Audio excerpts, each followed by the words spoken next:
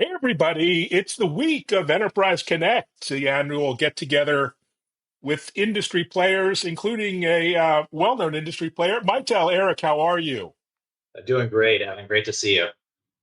Great to see you. Busy week ahead, sort of the annual family reunion almost at Enterprise Connect. Before that, maybe some introductions for those few people who haven't heard of Mitel and its really interesting storied history. How do you describe yourself these days? Yeah, no, thanks, Evan, and I really appreciate you having me on the show this week. So Mitel is a unified communications player, been around for over 50 years now, leader in the industry. About a year ago, we acquired a company called Unify, which basically put us in the position where we have the largest install base in terms of seats globally, and really excited to be with you and talk a little bit about what we'll be doing next week.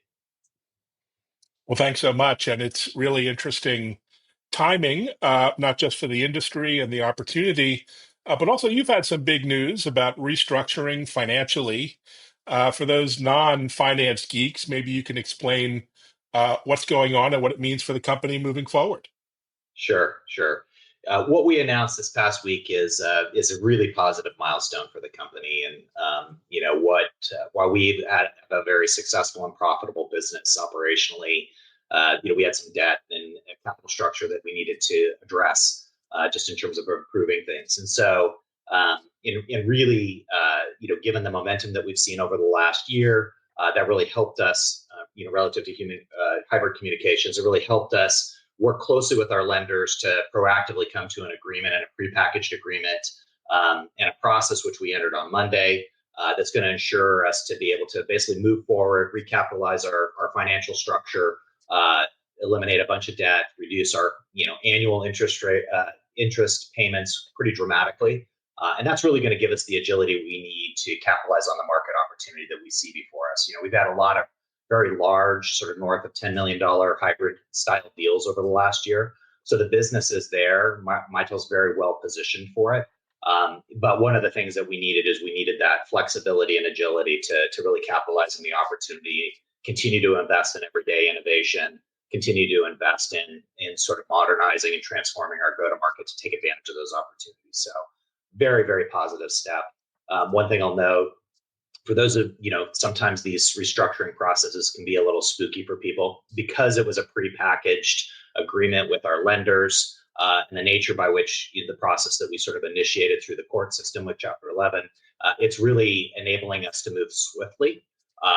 We expect to be out of this process within 90 days. We've already reached the first milestone where the court has approved everything that we're doing. What that means is zero impact to employees, no impact to customers, no impact to partners, no impact to vendors. It really is sort of a financial exercise in terms of restructuring our finances, so that we can continue to invest in the business and move more quickly. Well, good to know. So on the business front, really exciting times, and we're going to dive in. Hybrid cloud and hybrid communications is a big theme in the industry right now, and something you're squarely positioned for at Mitel. Maybe talk about globally why enterprises are looking more to a hybrid option versus a fully, hyperscaler cloud-based solutions, and what's some of the thinking behind that requirement? Yeah, no, it's a great question, and it's a great time in our industry, I think, to reevaluate maybe some of the hype over the last few years of final destination being a pure solution one direction or another. I think coming post pandemic and organizations really looking at what their needs are. We all know that no two organizations are the same, and the needs of one is very different than the needs of another, especially when you talk about larger organizations and more demanding industries or demanding geographies for that matter, right? And so I think the way that we think about hybrid, and seems to be very well received by the market, and certainly seeing that momentum over the last year, is that a combination of everything really makes sense to varying degrees by organization. So for some parts of their business, a UCaaS or CCaaS solution may be the perfect fit for them, and for others, based on whether it's for compliance reasons, that where they need to have it, if you will, they will need some aspect of potentially prem or private cloud dedicated instance type of deployments, for a certain part of their communications infrastructure, again, for compliance reasons. Then we think that there are those types of organizations that we call it want to have it, where their risk profile or preference is more similar to what we call the need to have it, that are kind of guided by compliance, because they're worried about business continuity, whether that's tied to security or other factors like natural disaster, as an example, right?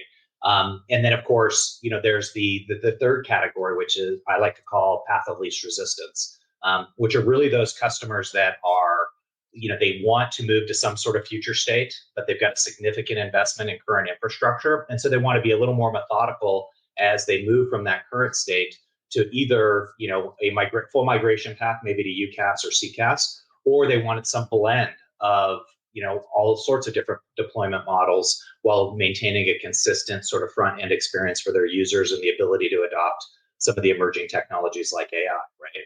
So that's really what we're seeing. We did a tech aisle survey this last year, and what we found in the 2,000 people that were surveyed in the study is that, in Germany, UK, France, and the US, what we found is that 92% of those surveyed IT leaders, decision makers, were really looking for more of that style of strategy. And again, that was to give them that control over the adoption of new technology, control over the pace at which they move to a future state, or control over their, kind of resilience and security, kind of path for mitigating those things, right? So, so those we are seeing are the primary drivers. Fantastic. So in the meantime, the competitive landscape is, highly competitive as always, and many of your competitors have either exited the market or been acquired. So how do you see that landscape evolving and your position therein? I think it's a great question, and I think for some organizations, especially those that we compete with that are more pure UCaaS or CCaaS players, they've got a hammer, and so therefore every problem that a customer presents looks like a nail, right? I think our approach is a little bit different, and we believe that UCaaS and CCaaS are obviously one critical component in terms of an overall strategy for business communications. Again, depending upon what type of organization you are. So for us, it's really a portfolio strategy that combines sort of the best of all those worlds, and then does the right thing based on the problems that a customer needs to solve. And the great thing is we have a very robust, 25% of our organization is in professional services. So we have a lot of large organizations. We're actually providing managed services, not just professional services for their environments, where they've wanted to outsource their communications infrastructure to us. So when you think about it from that perspective, it really gives us a level of flexibility that's unparalleled compared to some of the as a service players, in terms of really being able to sort of surround and support the business requirements with the right tool for the right job, right? And so I think that gives us a real advantage. And I think relative to some of our, some of the other competitors out there with a similar heritage to Mitel, they're obviously doing what's right for their business based on focusing on certain aspects of their business. So if you've got NEC that's exited the market, they're doing that because of their broader portfolio. This no longer made sense for their business strategy. You look at others where they're narrowing their focus. That's again what makes sense for their business strategy. For us, we're really doubling down on our strengths. We see the momentum based on what we're seeing in the field, and so we really are excited about continuing to invest in that and continuing to execute against the strategy. Brilliant. So your partnership with Zoom and Genesys really caught my attention, two great tech companies in their space. What were some of the advantages you saw in those partnerships, and what do you anticipate for customers? Yeah, so I think the two partnerships are a little bit different than one another. I think with the Genesys relationship, we had a past relationship with them in the field with some specific customers where we were providing a level of managed services for those environments as those organizations were maybe moving from Genesys Prem into Genesys Cloud, and so it made a lot of sense to expand that relationship from that perspective. And that's a little bit different than what we've done with Zoom. In the case of Zoom, again, we really believe, in terms of the hybrid experience. And as part of that hybrid experience, we felt like it was important to be able to provide a best-in-class visual collaboration component that's AI enabled. And we really believed that what Zoom has done on that front is industry leading. And so it really made sense to add that to the portfolio. And that's part of why we, made the investment that we did with Zoom in terms of co-developing that hybrid experience. And so we're really excited about that. Actually, I was at Zoom's sales kickoff this last week and had the opportunity to, present to their sales force, and was very well received. We've actually already landed our first big win, even though we just Hmm. went GA a week ago. 21,000 seats in Europe, Wow. with an existing Mitel customer, and the overall Mitel environment is about 70,000 seats. So very excited, and of course they're very excited to see that type of momentum right out of the gate with the new relationship. We're really looking forward to the things that we can do together as we think about, obviously, sort of the needs of the knowledge workers, the needs where there's visual collaboration requirements, and really complementing those specialized frontline worker scenarios, whether it's emergency services, transportation and logistics type scenarios, where mission critical communications is really important, and they see that too. And so we believe that together we have a far greater likelihood of positively impacting the customer condition and enabling them really to thrive in whatever business they have.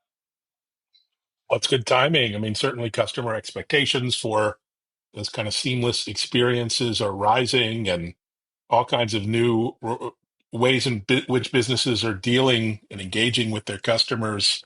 What are they telling you in terms of their requirements and needs for CX over the next year or Yeah, two?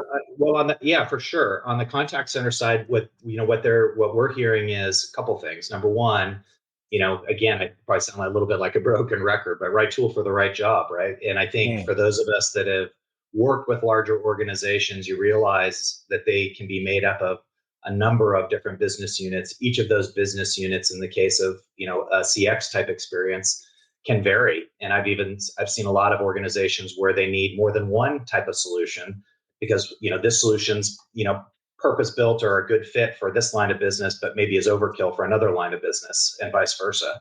I've seen I've seen that a lot actually in large enterprise. So I think what they're looking for is they're looking for a partner that can help them arrive at the right conclusions, that make sense and can bring the right solutions, and then can actually stitch it all together and make it work. And I think that even more than you see, for CX experiences, that's a really a prevalent thing. When you think about it, that's one of the primary interfaces between a brand and its customers, right? So obviously, you want that to be right, and the talent that is addressing those needs, they need to be coached, they need to be, in some cases, upskilled, they need to be more productive. And certainly, the things that we're doing from an innovation perspective as an industry, and also at Mitel, around AI, and how we increase that productivity at an agent level to optimize skills, as well as obviously taking advantage of things like virtual agents and so forth for those things that are more repetitive. I think those are all the kind of critical surface area things that organizations are sort of demanding. But again, they want help figuring out how to stitch this all together. And so I think the services component is really important for this area, as well as having that knowledge of more than just one solution. Yeah, I get it totally. The other trend you're watching and riding is a sort of hybrid work trend, which is now the new normal, but varying degrees of adoption. You got big banks moving 100% back to the office. You've got other organizations fully embracing remote work. How do you think about balancing, flexibility and productivity in this new hybrid model? Yeah, I mean, even state of California, I think I read yesterday, All right. they're saying Wow. everybody's got to go back to the office, right? And now the concern is, do they have enough office space? Which I think for some organizations may become a challenge that may not have thought that part through. But again, I think for us, this is one of the reasons why I think, the hybrid strategy for a given organization when they think about their communications is so important, right? And one of the other things that came out of the Tech Isle survey that we did is that they said that modernizing their communications and the connectivity between employees was really important. So on the surface, you say, okay, that makes sense. Well, why wouldn't just a pure as a service sort of address that need? But the reality is they're talking about the entire workforce. And as many of us know, 65 to 75% of the workforce is comprised of frontline or specialized workers, right? So what the survey is really saying is that they want to have sort of a level playing field, an inclusive environment where the entire estate can interact, collaborate, operate as one organization. And that gets complex when you have a mix of remote workers, whether they're at home or in a remote office or location, and more headquarter style. And so that combination of complexity from a security, resiliency, and so forth perspective, I think really plays in the hybrid strategy favor of having that sort of, again, right tool for the right job and the professional services available to make it all work together in a seamless way. So for the user, it's sort of simple, but for the enterprise, it checks all the boxes in terms of security, resiliency, and ease of managing and maintaining, right? And so that's where we really see those two things kind of converging as this trend around the future of work continues to evolve. Yeah, great insight. The next question is a little bit of inside baseball, but I guess from a marketing perspective as CMO, how do you lead the team and communicate, Mitel's value in such a, dynamic and disruptive and changing environment day to day? That must be a little bit of a challenge. Yeah, well, I think it's an exciting time, right? Like there's a lot Mm. of things to sort of sink your teeth into, and I think Evan, you and I have known each other long enough that I like to poke the bear a little bit here and there to be a little bit more provocative, and because I think dialogue is an important thing in our industry, and it is within a given organization in terms of getting people to really think as opposed to just follow. And so, I really motivate my team to sort of challenge the status quo. Where are the new, fresh ideas going to come from? And I enjoy having that same type of interaction with our product teams. I was a former product manager, so my dialogue with our head of product, you've met Martin before. We have a great, very constructive relationship where we brainstorm, we challenge one another. Whether it's the narrative that we're taking the brand, where we're taking the brand, whether it's some of these angles around product strategy, whether it's how do we really think about the future of work and where that's going, and what the role of some of these specialized mission critical workers need as it relates to those that are in the back office or the broader sort of set of knowledge workers. And so I think all of those things come together to create kind of an excitement around sort of always constantly challenging yourself to reimagine, and I think that's where the best ideas come from when you do that. And that's motivating for the team. And I think it's motivating for the market in terms of how we move the conversation and drive innovation for our industry. Brilliant. So I've had really insightful conversations with your CTO, Louise, and your head of product, and there's a lot with AI and Gen AI going on. But between that, what other kind of innovations or market developments are you excited about over the course of this year? Well, one of the reasons I came back to the industry, Evan, and came specifically to Mitel was I love that we sit at that intersection of hardware and software. Mm. And I think you can do some really thoughtful things that benefit customers. When you sit at that intersection, right? And so we obviously we create a lot of world class devices, but it also I think improves our ability in terms of what we put into some of our software products. So that's one of the things that I think is really exciting. We've got a number of things that we've been working on that vein. On the contact center side, we've got a product that we've had for a while that we haven't probably talked enough about in the market, but we're going to be showing it at Enterprise Connect called Workflow Studio, which is Mm. basically a low code, no code communications and AI workflow solution that complements whatever platform you're using, whether it's for UC or for contact center. And it literally is this sort of drag and drop type of experience for figuring out what your workflows should be that support your business, including certain capabilities around how you're leveraging AI. So I'm pretty excited about showcasing that next week. We won't be showing it next week, but we've got a new version of our expert solution, which is a very specialized tool for everything from trading desks to air traffic control and these mission critical sort of scenarios, which is a purpose built piece of hardware that the defense industry uses as well. That is tied into our communications platform. We've got a new version of that we're bringing out over the next couple of months. We've got some new certifications that are going to help us with the U.S. Department of Defense with some of our solutions. So Uh, we're pretty excited about doing more on that side of things. And then, of course, we've got the continued innovation that I'm sure Louise talked a lot about, which we'll be showcasing next week, with our MCX product, with AI, which I think is going to be pretty powerful. But one of the things that I think is going to be really interesting, again, we designed it probably predominantly for retail, but I think that there are so many other horizontal use cases for this, which is this AI-enabled DECT headset.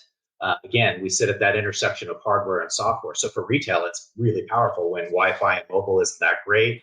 We're not talking about a push-to-talk device. We're talking about AI-enabled, voice-controlled, Mm. very comfortable headset that we're going to be bringing to market. And so obviously it'll be awesome for retail, but I think that there's so many other powerful use cases in healthcare and in other scenarios where I think that's going to be very valuable. So we're pretty excited about that. And again, as well as what we're doing on the AI front. I think again, at the end of the day, for us, it's about really being thoughtful around what we're doing with Zoom, what we're doing with some common UC experience that kind of address the core UC requirements for an organization. And we've got some improvements in our UI that we're going to be rolling out next quarter that are already present in the new MCX product. So we'll be bringing that to market, as well as these specialized workforce scenarios, because we really think not just in terms of unified communications or unified communication experiences. We're really trying to think hard and drive innovation around workforce experiences. And I think that sort of spans the full gamut from kind of the common UC all the way to those specialized mission critical scenarios. Wow, that's amazing. Can't wait to see it all in action. Congratulations, Eric, and have a great week at Enterprise Connect. Great. Thanks, Evan. Great to be on. Thank you. Thanks so much. And thanks everyone for listening and viewing. Take care.